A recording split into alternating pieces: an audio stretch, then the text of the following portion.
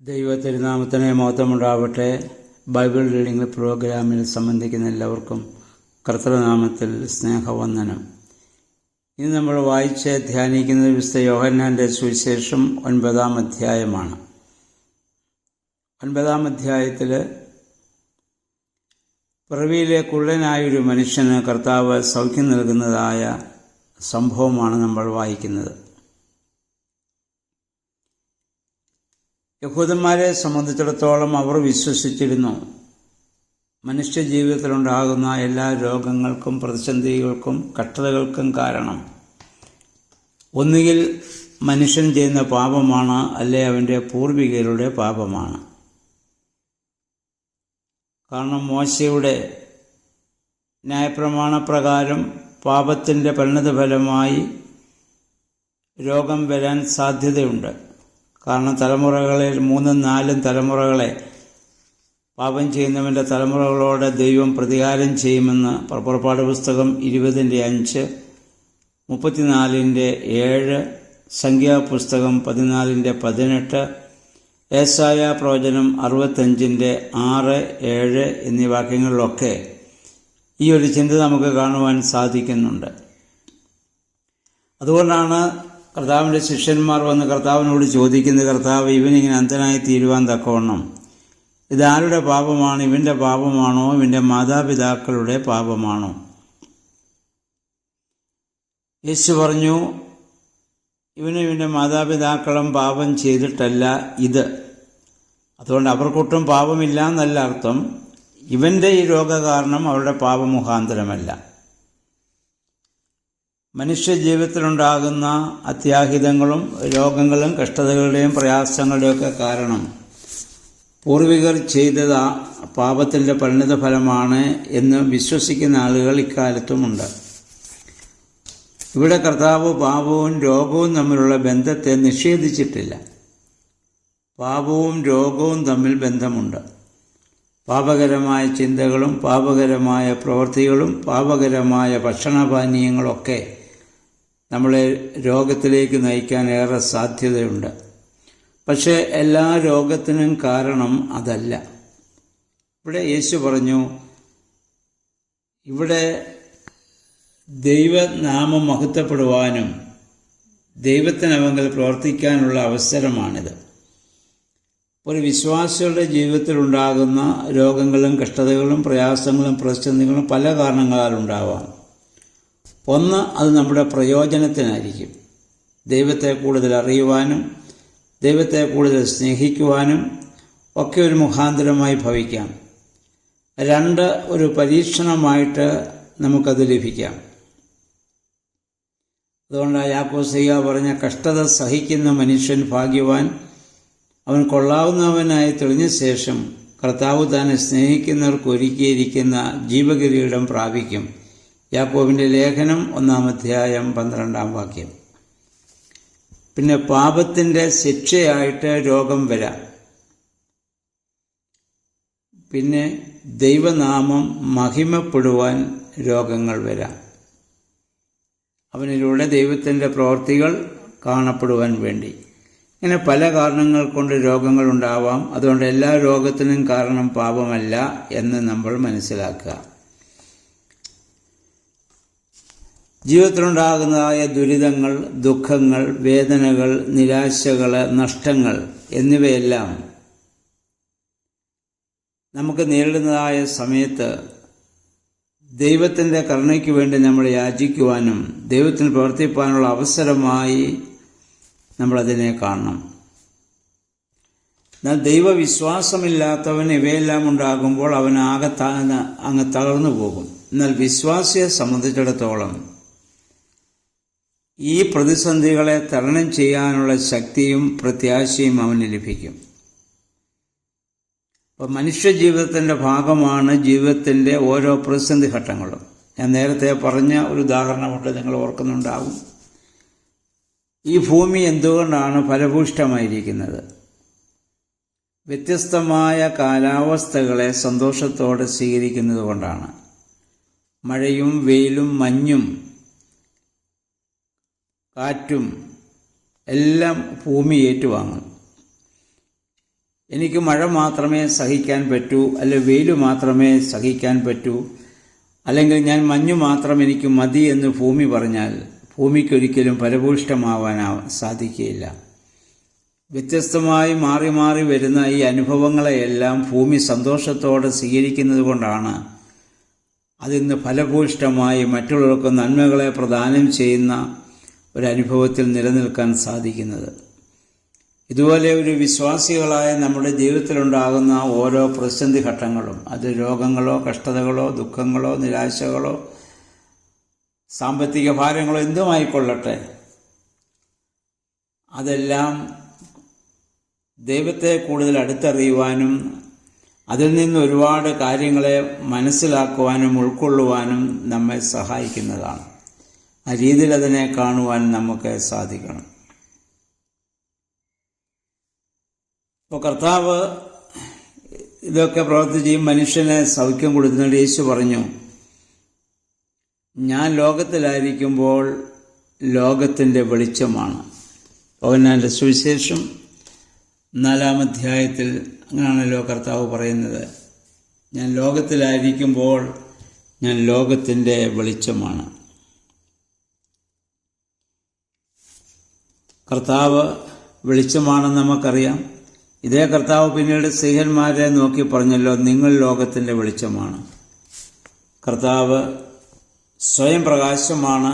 മറ്റുള്ളവരൊക്കെ ആ പ്രകാശത്തിൽ നിന്ന് സ്വീകരിക്കുന്ന ആർജിക്കുന്ന പ്രകാശമാണ് നമുക്ക് ലഭ്യമാകുന്നത്. അപ്പോൾ ഈ മനുഷ്യനെ കർത്താവ് അന്ധത എന്ന് പറഞ്ഞാൽ എന്താണ്?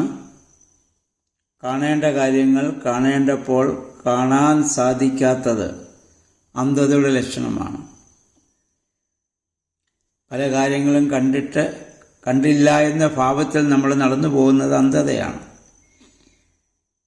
കാര്യങ്ങൾ ബോധ്യമായിട്ടും അതിനോട് പ്രതികരിക്കാതെ നമ്മൾ നടന്നു നീങ്ങുന്നത് അന്ധതയാണ്. അപ്പോൾ നമ്മളൊരു പ്രകാശമായിട്ട് ഭവിക്കണം. പ്രകാശമായിരിക്കുന്നവന് ഇനിയും അന്ധകാരം വരുന്നതിന് മുൻപ്, രാത്രി വരുന്നതിന് മുൻപ് അവൻ ചെയ്യേണ്ട കാര്യങ്ങൾ ആ വെളിച്ചത്തിൽ അവൻ ചെയ്യേണ്ടവനാണ്. അപ്പോൾ കർത്താവ്, നമുക്കറിയാം, സൂര്യപ്രകാശത്തെ പണച്ചെലവ് കൂടാതെ നമ്മൾ സ്വീകരിക്കുന്നത് പോലെ കർത്തൃപ്രകാശത്തെ നമ്മൾ സ്വീകരിക്കാൻ നമ്മൾ തയ്യാറാവണം.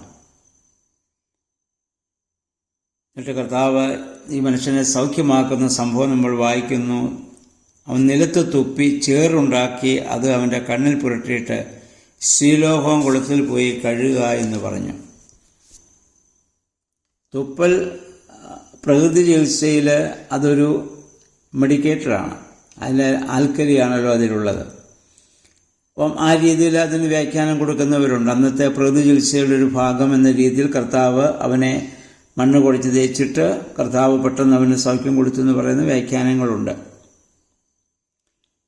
എന്നാൽ അതായിരിക്കില്ല ഇവിടെ. കൂടുതലും കർത്താവ് അന്ന് വെള്ളത്തിന് പകരം തുപ്പൽ വെച്ച് ഒരു ചേറുണ്ടാക്കി അവൻ്റെ കണ്ണിൽ കർത്താവ് അവിടെ പുരട്ടുകയാണ്. കാരണം മനുഷ്യനെ ദൈവം മണ്ണുകൊണ്ടാണ് മെനഞ്ഞുണ്ടാക്കിയത്. ആ മെനഞ്ഞുണ്ടാക്കിയവൻ ആ മണ്ണുകൊണ്ട് തന്നെ അവൻ്റെ കണ്ണിൽ പുരട്ടുകയാണ്. ശീലോഹോം എന്നതിന് അയക്കപ്പെട്ടവൻ എന്നാണ് അർത്ഥം. ശീലോഹോയിലെ ആ കഴുകലിനെ വീണ്ടും ജനത്തിനുള്ള സ്ഥാനമായിട്ടും മണ്ണ് കുഴിച്ച് തേച്ചതിനെ സൃഷ്ടിയെ പുതുക്കുന്നുവെന്നുമുള്ള വ്യാഖ്യാനം പിതാക്കന്മാർ കൊടുത്തിട്ടുണ്ട്. അവനോട് പറഞ്ഞു, അവൻ പോയി കണ്ണ് കഴുകി അവൻ കാഴ്ച പ്രാപിച്ച് അവൻ മടങ്ങി വരികയാണ്. അവനെ കണ്ട ശാസ്ത്രീയ പരീക്ഷന്മാർക്ക്, യഹൂദന്മാർക്ക് അതിശയമായി. അവർ ചോദിച്ചു, ഇവനിവിടെ ഭിക്ഷ യാചിച്ച് അന്ധനായിരുന്നവനല്ലേ? അവൻ പറഞ്ഞു, ആണ്. പക്ഷെ അവർക്കത് വിശ്വസിക്കാൻ സാധിക്കുന്നില്ല. അപ്പം അവൻ്റെ മാതാപിതാക്കളോട് അവർ ചെന്ന് ചോദിക്കുന്നുണ്ട്. അപ്പം നിനക്ക് കാഴ്ച തന്നവൻ എവിടെയെന്ന് ചോദിച്ചപ്പോൾ അവൻ പറഞ്ഞു, അതെനിക്കറിഞ്ഞുകൂടാ. അവനെ സംബന്ധിച്ചിടത്തോളം യേശു അപ്പോൾ അവിടെ നിന്നും മാറിയതുകൊണ്ടാണ് പക്ഷെ നമ്മുടെ ജീവിതത്തിൽ പലപ്പോഴും നന്മ ചെയ്യുന്നവരെ പലപ്പോഴും നമ്മൾ മറന്നു പോവാറുണ്ട്. ദൈവത്തിൽ നിന്ന് എത്രയോ നന്മകളെ നമ്മൾ സ്വീകരിച്ചു, പക്ഷേ അറിയാത്ത ഭാവത്തിൽ നമ്മൾ ഈ ഭൂമിയിൽ ജീവിക്കുന്നവരല്ലേ എന്നൊരു നിമിഷം നമ്മൾ ചിന്തിക്കേണ്ടതാണ്. ഈ മനുഷ്യനെ സംബന്ധിച്ചിടത്തോളം കർത്താവ് അവിടുന്ന് മാറിയതുകൊണ്ടാണ് അവൻ യേശുവിനോട് പിന്നെ പേര് ചോദിക്കാനും നീ എവിടുത്തെ എന്താണെന്നൊന്നും ചോദിക്കാൻ അവന് സാധിച്ചില്ല. അവനെ കണ്ണിന് കാഴ്ചയില്ലായിരുന്നു. ശിലോകം കുളത്തിൽ പോയി കഴുകാൻ പറഞ്ഞ ഉടനെ അവൻ പോയി. കാരണം അവന് ആവശ്യക്കാരനാണ്. മണ്ണ് കണ്ണിൽ തേച്ചിട്ട് ശിലോകം കുളത്തിൽ പോയാൽ പിറവിയിലെ അന്ധനായ ഒരുവന് സൗഖ്യം കിട്ടുമെന്ന് അന്നേ ദിവസം വരെ ആരും കണ്ടിട്ടില്ല, കേട്ടിട്ടില്ല. അവൻ ആവശ്യക്കാരനാണ്. അവൻ അതുകൊണ്ട് കർത്താവ് പറഞ്ഞത് വിശ്വസിച്ച് ഉടനെ തന്നെ ശിലോകം കുളത്തിൽ പോയി അവൻ കഴുകി കാഴ്ച പ്രാപിച്ചു. ഇവിടെ പരീശന്മാരുടെ അടുക്കൽ വീണ്ടും പരീശന്മാർ തന്നെ ആയിരിക്കാം, അവരുടെ ആൾക്കാർ തന്നെ ആയിരിക്കാം, അവരുടെ അടുത്ത് ഇവനെ വീണ്ടും കൂട്ടിക്കൊണ്ട് ചെന്നു. എന്നിട്ട് അവനോട് ചോദിക്കുന്നുണ്ട്, ഇതാരാണ് നിനക്ക് ഈ സൗഖ്യം തന്നത്? എന്നിട്ട് അവരതിനെ ശാപലംഘനമായി കാണുകയാണ്. കാരണം അവന് മണ്ണ് കുഴച്ചു, കണ്ണിൽ തേച്ചു, അവനെ അതെല്ലാം അന്നത്തെ ഒരു പ്രവൃത്തിയായിട്ട് അവരതിന് വ്യാഖ്യാനം കൊടുത്തു. എന്നാൽ അത്രയും കാര്യങ്ങൾ അറിവില്ലാത്തവനായ ഈ സാധാരണക്കാരനായ അന്ധനായ മനുഷ്യൻ അവൻ പറഞ്ഞു അവൻ ദൈവത്തിൽ നിന്നുള്ളവനാണ്, അല്ലെങ്കിൽ അവനത് ചെയ്യാൻ പറ്റത്തില്ലല്ലോ. അവൻ്റെ ആ ധീരമായ സാക്ഷ്യമാണ് അവനൊരു പ്രവാചകനാണെന്ന് എനിക്ക് തോന്നുന്നുവെന്ന്.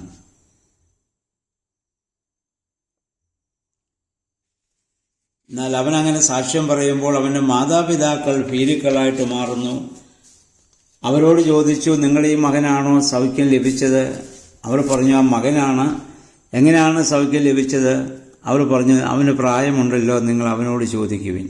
അവർ ഭയപ്പെട്ടിട്ടാണ് അങ്ങനെ പറഞ്ഞതെന്ന് നമ്മളിവിടെ വായിക്കുന്നുണ്ട്. കാരണം യേശുവിനെ മശിഹായായി ആരെങ്കിലും അംഗീകരിച്ചാൽ അവനെ ആ സമൂഹത്തിൽ നിന്ന് പുറത്താക്കണമെന്ന് യഹൂദന്മാർ അവർ തീരുമാനിച്ചിരുന്നു. സംഘാലയത്തിൽ നിന്ന് പുറത്താക്കണമെന്ന്. അത് പേടിച്ചിട്ടാണ് അവർ പറഞ്ഞത്, ഞങ്ങൾക്കറിഞ്ഞുകൂടാ, അവനറിയാമല്ലോ എന്ന്. പക്ഷെ സൗഖ്യം പ്രാപിച്ചവന് ഇനി ഭയപ്പെടേണ്ട കാര്യമില്ലല്ലോ. അവൻ ധൈര്യമായിട്ട് പറയുന്നുണ്ട്, അവൻ ദൈവത്തിൽ നിന്നുള്ളവനാണ്, അവൻ പ്രവാചകനാണ് എന്നൊക്കെ ആ മനുഷ്യൻ പറയുന്നത്. അതുകൊണ്ടാണ്, കാരണം അവൻ അനുഭവസ്ഥനാണ്. അന്നത്തെ ശിക്ഷ അനുസരിച്ച് അവരെ സമൂഹത്തിന് പുറത്താക്കിയാൽ, ഇന്നത്തെ ഭാഷയെ പറഞ്ഞാൽ അവരെ മുടക്കും. അത് രണ്ട് രീതിയിലുണ്ട്. താൽക്കാലികമായി കുറച്ച് നാളത്തെ കൊണ്ട് നിത്യമായിട്ട് അവരെ പുറത്താക്കുന്ന, അവരെ ആ സമൂഹത്തിൽ നിന്ന്, ആ ഗ്രൂപ്പിൽ നിന്ന് എക്സ്കമ്മ്യൂണിക്കേറ്റ് ചെയ്യും. അപ്പം അത് ഭയപ്പെട്ടിട്ടാണ് അവൻ്റെ മാതാപിതാക്കൾ അങ്ങനെ പറഞ്ഞത്. നമ്മളും പലപ്പോഴും പല സത്യങ്ങളും മറച്ചു വെക്കുന്നത് നിയമത്തെ ഭയപ്പെട്ടിട്ടാണ്. അതുകൊണ്ട് നമുക്ക് വരാവുന്ന ദോഷം നമ്മൾ ചിന്തിച്ചിട്ട് സത്യം പറയാൻ നമ്മൾ ഇത് മടിക്കാറുണ്ട്. ഇതൊരു 8-ാം അധ്യായത്തിൽ നമ്മൾ പറഞ്ഞു, കർത്താവ് പറഞ്ഞു, സത്യം നിങ്ങളെ സ്വതന്ത്രരാക്കും. സത്യം ചിന്തിക്കുക, സത്യം പറയുക, സത്യം പ്രവർത്തിക്കുക. അപ്പോൾ പരീശന്മാർ ഇവൻ പിറവിയിലേക്കുള്ളതാണെന്നുള്ളത് അവരിപ്പം വിശ്വസിക്കുന്നില്ല. യേശുവിനോട് ഒത്തുചേർന്ന് ഇവൻ ഞങ്ങളെ ഒരു പക്ഷേ കബളിപ്പിക്കുകയായിരിക്കുമെന്നാണ് അവരൊരു പക്ഷേ വിശ്വസിക്കുന്നത്. എന്നിട്ട് അതുകൊണ്ടാണ് അവർ അവനോട് പറഞ്ഞത്, നീ ദൈവത്തിന് മഹത്വം കൊടുക്കുക, ആ മനുഷ്യനൊരു പാപിയാണ്. അവൻ്റെ ആ മറുപടി വളരെ പ്രസക്തമാണ്. അവൻ അവരോട് ചോദിച്ചു, പാപിയായിരിക്കുന്ന ഒരു മനുഷ്യന് ഒരാളുടെ കണ്ണ് തുറക്കാൻ സാധിക്കുമോ? പാപിയുടെ പ്രാർത്ഥന ദൈവം കേൾക്കുകയില്ലെന്നല്ലേ പറയുന്നത്. പിന്നെ എങ്ങനെയാണ് ആ പാപിയായിരിക്കുന്നവൻ എനിക്ക് കാഴ്ച തരാൻ സാധിച്ചത്? പ്രിയമുള്ളവരെ, ജീവിതത്തിലെ ഏറ്റവും വലിയ സാക്ഷ്യം അനുഭവമാണ്. അതിനേക്കാൾ മറ്റൊരു സാക്ഷ്യമില്ല, സാക്ഷിയില്ല. നമ്മുടെ ജീവിതത്തിൽ എത്രയോ നല്ല അനുഭവങ്ങൾ കർത്താവ് നമ്മളെ വഴി നടത്തിയിട്ടുണ്ട്. പക്ഷെ അത് മറ്റുള്ളവരുടെ മുൻപാകെ അതൊരു സാക്ഷ്യമായി പറയാൻ പലപ്പോഴും നമുക്ക് വലിയ താല്പര്യമില്ല. മറ്റുള്ളവർ എന്നെക്കുറിച്ച് എന്ത് വിചാരിക്കും എന്നൊക്കെ നമ്മൾ വിചാരിക്കുന്നവരാണ്. അവനെ അങ്ങനെ അവരെന്ത് ചെയ്തു? ആ സമൂഹത്തിൽ നിന്ന് അവനെ പുറത്താക്കി. കാരണം യേശുവിനെ മശിഹ എന്ന് ഏറ്റുപറയുന്നവനെ, ലോകരക്ഷകൻ എന്ന് വിശ്വസിക്കുന്നവനെ ആ സമൂഹത്തിൽ നിർത്താൻ അവർക്ക് താല്പര്യമില്ല. അതുകൊണ്ട് അവനെ പുറത്താക്കി. ആ പുറത്താക്കിയവനെ പിന്നെ അവസാനം യേശുവമ്പുരാൻ കാണുന്നുണ്ട്. 35 മുതൽ 41 വരെയുള്ള വാക്യങ്ങൾ. ദേവാലയത്തിൽ വെച്ച് യേശു അവനെ കണ്ടു. അപ്പം നമ്മൾ മനസ്സിലാക്കണം, യഹൂദന്മാർ ദേവാലയത്തിൽ നിന്ന് അവനെ പുറത്താക്കിയെങ്കിൽ ദേവാലയത്തിൻ്റെ ഉടമസ്ഥൻ, ദൈവാലയനാഥൻ അവനെ കണ്ടെത്തി. സമൂഹത്തിന് നമ്മളെ പുറത്താക്കാൻ പറ്റും. അതുകൊണ്ട് നമ്മളാരും ഭയപ്പെടേണ്ട കാര്യമില്ല. ദൈവം നമ്മെ കാണും. അവനത് മുഖാന്തരം അവനെ ബഹിഷ്കരിച്ചതുകൊണ്ട് യേശുക്രിസ്തുവുമായി അവൻ കൂടുതൽ അടുക്കാനൊരു കാരണമായി തീർന്നു. ഈ സംഭവങ്ങളൊക്കെയാണ് അവനെ സംബന്ധിച്ചിടത്തോളം യേശുവിനെ കൂടുതൽ പിന്നെ കണ്ടെത്താനും സ്നേഹിക്കാനും ഒക്കെ അവന് മുഖാന്തരമായിട്ട് ഭവിച്ചത്. ഈ മനുഷ്യനോട് കർത്താവ് മഹത്തായ സത്യം വെളിപ്പെടുത്തുന്നുണ്ട്, താൻ ദൈവപുത്രനാണെന്ന്.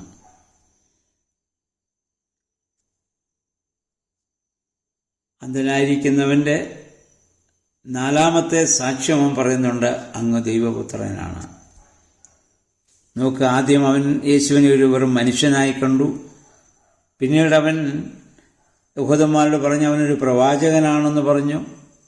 3ാമത് അവൻ പറഞ്ഞു അവനൊരു നീതിമാനാണ്. പാപിയായിരിക്കുന്ന ഒരുത്തനെ കണ്ണു തുറക്കാനാവില്ല, അവൻ നീതിമാനാണ്. അവസാനം അവൻ ഏറ്റുപറയുന്നു, അവൻ ദൈവപുത്രനാണ്. ഇതാണ് സത്യം. മനസ്സിലാക്കി കഴിയുമ്പോൾ പടിപടിയായി അതിലുണ്ടാകുന്ന വളർച്ചയാണത്.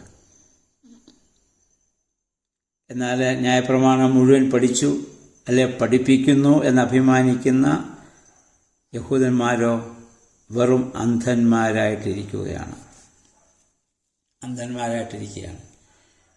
യേശു അവരോടതാ പറഞ്ഞത്, നിങ്ങൾ അന്ധന്മാരാണ്. പൗൽ പറഞ്ഞു, ഞങ്ങൾ അന്ധന്മാരാണോ എന്നാണോ നീ പറയുന്നത്? യേശു പറഞ്ഞു, നിങ്ങൾ അന്ധന്മാരായിരുന്നെങ്കിൽ നിങ്ങൾക്ക് കുഴപ്പമില്ലായിരുന്നു, നിങ്ങളുടെ പാപം നിലനിൽക്കത്തില്ലായിരുന്നു. എന്നാൽ നിങ്ങൾ കാണുന്നുവെന്ന് പറയുന്നതാണ് നിങ്ങളുടെ പ്രശ്നം. കണ്ടിട്ടും നിങ്ങൾ വിശ്വസിക്കുന്നില്ല. അപ്പം നമ്മൾ പലപ്പോഴും പല കാര്യങ്ങളും പല പാപങ്ങളും മനഃപൂർവ്വമാണ് ചെയ്യുന്നത്. ഞാൻ നേരത്തെ പറഞ്ഞിട്ടുണ്ട്, നമുക്കറിയാമല്ലോ, ഉറങ്ങുന്നവനെ നമുക്ക് ഉണർത്താൻ പറ്റും, ഉറക്കം നടിക്കുന്നവനെ ഉണർത്താൻ പ്രയാസമാണ്. അതുകൊണ്ട് നമ്മുടെ ദൃഷ്ടിയിൽ തന്നെ അനേക പാപികളായ ആളുകൾ ഒരു ദിവസം പെട്ടെന്നൊരു മാനസാന്തരത്തിലേക്ക് വരുന്നതും പിന്നീട് അതിൽ തന്നെ അടിയുറച്ചു നിൽക്കുന്നത് നമുക്ക് കാണാൻ പറ്റുന്നുണ്ട്. എന്നാൽ ജനിച്ചപ്പോൾ മുതൽ ദൈവവചനം കേൾക്കുകയും വായിക്കുകയും ദൈവത്തെക്കുറിച്ച് മനസ്സിലാക്കുകയും ചെയ്യുന്ന നമ്മൾ ആ സത്യത്തിൽ നിലനിൽക്കുവാൻ നമുക്ക് സാധിക്കുന്നില്ല. നമ്മൾ സമൂഹത്തെ, ജനത്തെ, നമ്മുടെ അഭിമാനത്തെ ഒക്കെ നമ്മൾ ഭയപ്പെടുന്നു എന്നുള്ളതാണ്. അതുകൊണ്ട് ഇന്നത്തെ ഈ ദിവസം ഈ ചിന്ത നമ്മെ ഭരിക്കാനിടയായിട്ട് തീരട്ടെ. നമുക്കും അന്ധതയുണ്ട്. കാണേണ്ട കാര്യങ്ങൾ കാണേണ്ടപ്പോൾ കാണേണ്ടതുപോലെ കാണാൻ സാധിക്കാതെ നമ്മൾ കടന്നു പോകുന്ന എല്ലാം നമ്മിലെ അന്ധതയുടെ ലക്ഷണമാണ്. സത്യത്തെ തിരിച്ചറിയുവാനും പ്രകാശത്തെ മനസ്സിലാക്കുവാനും ആ പ്രകാശത്തിൽ ജീവിക്കുവാനും നമുക്കിടയാകണം. ദൈവവചനം ഒരു വലിയ വെളിച്ചമാണ്. അതുകൊണ്ട് 119 സങ്കീർത്തനത്തിൽ സങ്കീർത്തനക്കാരൻ പറഞ്ഞു, എൻ്റെ വചനം എൻ്റെ പാതകൾക്ക് വിളക്കും, ഊടുവഴികൾക്ക് അത് പ്രകാശവുമാണ്. പാപത്താൽ അന്ധകാരമയമായ ഈ ഭൂമിയിൽ ഞാനും നിങ്ങളും പാപം മുഖാന്തരം അന്ധന്മാരായിരിക്കുന്നു. ഈ ഭൂമിയിൽ ക്രിസ്തുവാകുന്ന ആ വെളിച്ചത്തെ പ്രാപിച്ച് ആ വെളിച്ചത്തിൽ ജീവിക്കുവാനും ചിന്തിക്കുവാനും പ്രവർത്തിക്കുവാനും നമുക്കിടയാവട്ടെ. നമ്മുടെ വേദപുസ്തക വായനകളും ധ്യാനങ്ങളും ആരാധനകളും എല്ലാം അതിന് നമ്മെ സഹായിക്കട്ടെ. ഇന്ന് പകൽക്കാലം ഈ വേദഭാഗം വായിച്ച് ധ്യാനിച്ച് അതനുസരിച്ച് നമ്മുടെ ജീവിതത്തെ ക്രമപ്പെടുത്തുവാൻ പരിശുദ്ധാത്മാവെ നമ്മളെ ശക്തീകരിക്കണമെന്നുള്ള പ്രാർത്ഥനയോടെ നമുക്ക് ജീവിക്കാം. ദൈവത്തിൻ്റെ പരിശുദ്ധാത്മാവ് അതിന് നമ്മെ സഹായിക്കട്ടെ.